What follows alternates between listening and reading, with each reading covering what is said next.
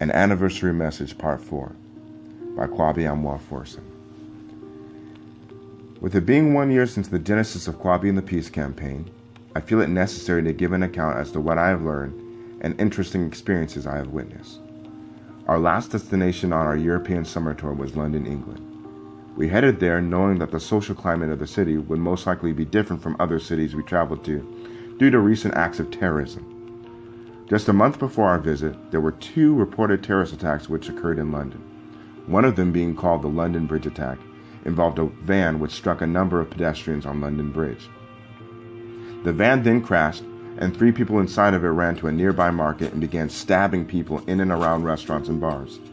8 people were killed, and 48 were injured. The 3 attackers were later shot and killed by police. Another attack took place just a couple weeks after the attack on London Bridge.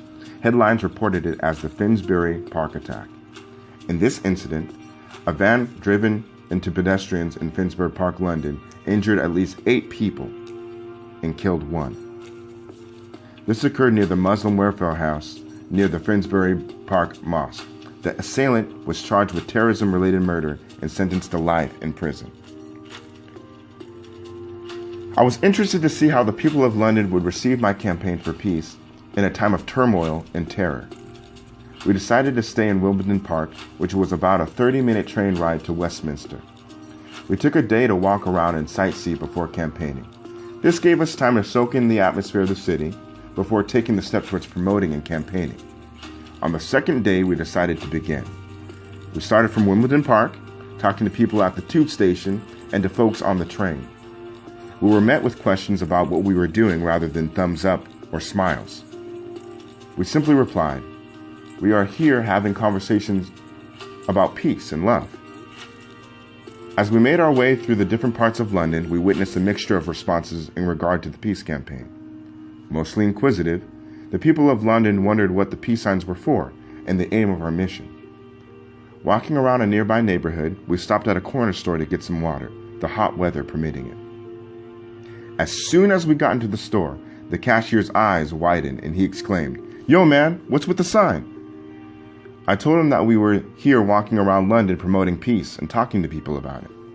"That's amazing, man. Love the sign, brother." He called for his coworker from the back to come forward and see what the fuss was about.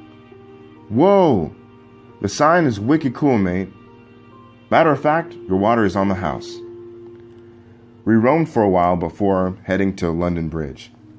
There stood a small memorial at the end of the bridge in remembrance of those who had died in the recent terrorist attack. I can remember myself reflecting on the deep pain which murder has given so many and how the ramifications of severe violence have left permanent voids in the hearts of man. In times of crisis, we find ourselves thinking about what we can do to make the world around us a better place. But as time progresses, those thoughts tend to dissipate until another atrocity happens. The key to a bright future is found in our capacity to listen to the voice of another. The ability to connect under the umbrella of humanity includes the act of truly empathizing with another. The next progressive step in socio-cultural evolution is critical understanding, the actions of which can lead us to solving the daunting issues that permeate chaos. End of part 4.